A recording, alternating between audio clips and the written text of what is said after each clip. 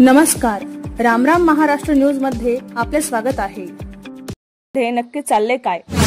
आंधळ दळते आणि कुत्रपीठ खातय अशी अवस्था। फॉरेस्ट अधिकारी स्थळ पाहण्यासाठी येतात, परंतु त्यांच्याकडे ना कुठले प्रूफ आहेत, ना कुठले सातबारे आहेत, ना कुठले गट नंबर आहेत, ना कुठली त्या प्रकरणाची माहिती। असे अधिकारी कोणत्या आधारावर स्थळ पाहणी करणार?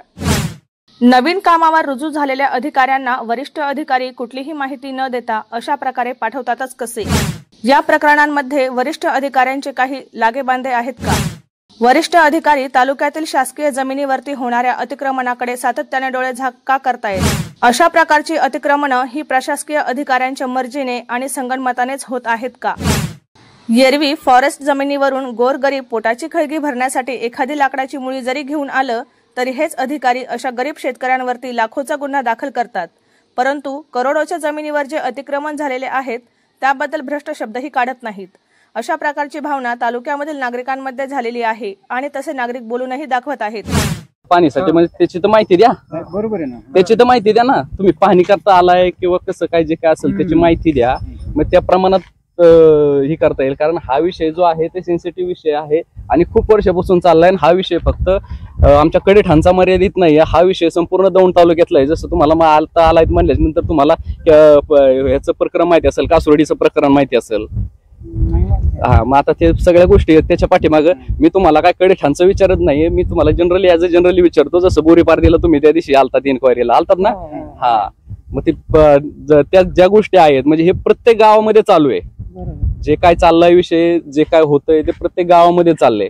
मग ऍज अ फॉरेस्ट ऑफिसर म्हणून किंवा एक अधिकारी म्हणून ह्या प्रकरणाकडे तुम्ही बघता कसं? ऍक्च्युली आता मी इथे आलेली आहे, ऍक्च्युली फर्स्ट टाइमच येते इथं आणि पाहणी करून मी याच्यावर गुन्हा दाखल वगैरे करते, साहेबांना सूचना देते याबाबत आणि कागदोपत्री काय काय त्यांना मदत लागेल त्या संदर्भात त्यांना मदत करते आणि गुन्हा दाखल करून कार्यवाही करते। आता यामध्ये कसं होतंय की हा विषय फक्त आमच्याकडे ठाणचा आहे असा विषय नाही, हा संपूर्ण दौंड तालुक्यामध्ये तेच चालले।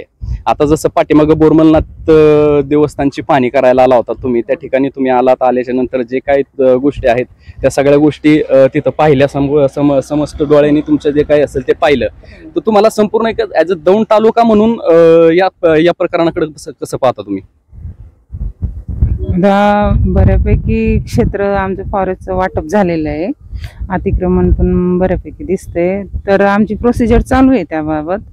सगळी पाहणी करून आम्ही कार्यवाही करतोय आणि कागदपत्र वगैरे तयार करून करू काही दिवसात, म्हणजे थोडं टाइम लागेल आम्हाला, एक दोन महिने लागेल। या सगळ्या प्रकरणामध्ये म्हणजे जे काही संपूर्ण तालुक्यातच जे काही विषय चाललाय याच्यामध्ये वन खातं किंवा वन अधिकारी एकदम उदासीन असलेले आपल्याला पाहायला मिळतात। याचं कारण काय असू शकतं बरं? उदासीन तर कोणी नाही राहत म्हणा, प्रत्येक जण काम करतात आपापल्या याने। तसं आता तुम्ही तर नवीन आहात, महिना दीड महिना झालं कामावरती या ठिकाणी रुजू झालात, तुम्ही पण अशा स्थळ पाहणीसाठी बऱ्याच ठिकाणी गेलायत ऑलरेडी या दीड महिन्यामध्ये, पण सगळीकडे जनरली हेच प्रश्न उपस्थित होतात किंवा हेच प्रकार प्रत्येक गावागानी उघडकीस होत आहेत। तुम्ही बोरीपारदी या ठिकाणी व्हिजिट दिली, आपलं कासुर्डीचं प्रकरण असेल, आमच्याकडे ठाणचा विषय असेल, या सगळ्या ठिकाणी असेच प्रकार घडत चाललेत। मग त्याच्यावरतून तर असं वाटतंय लोकांना की फॉरेस्ट डिपार्टमेंटचे जे काय अधिकारी आहेत ते उदासीन आहेत या सगळ्या प्रकरणामध्ये। नाही, उदासीन कोणी नाहीये, प्रत्येक जण काम करत आहे, काम चालूच आहे, तसं काही नाही। ठीक आहे, ग्रोथ दिसत नाही मॅडम तुमच्या कामात? नाही, पण आता करू की आता पाठीमाग पण नाही, पाठीमागचं मला काही माहित नाही, आता मला 1.5 महिना होत आहे, प्रत्येक ठिकाणी मी डेली जाते। नाही, मी सांगितलंच नाही, महसूलचा विषय मी सांगितलंच नाही ऍक्च्युली, मी आता कागद बघते।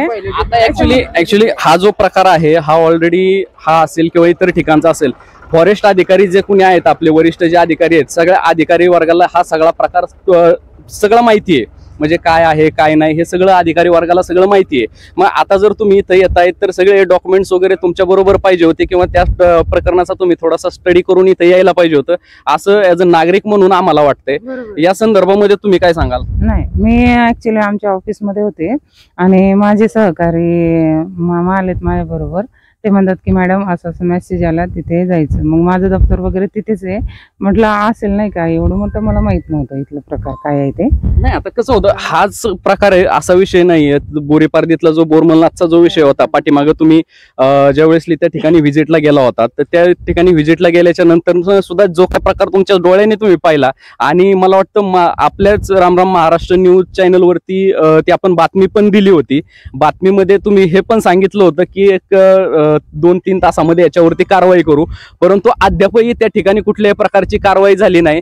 या उलट तुम्ही जे काम थांबवण्यासाठी आला होता ते काम ऑलरेडी कंप्लीट झाले आता, असं निदर्शनास आले.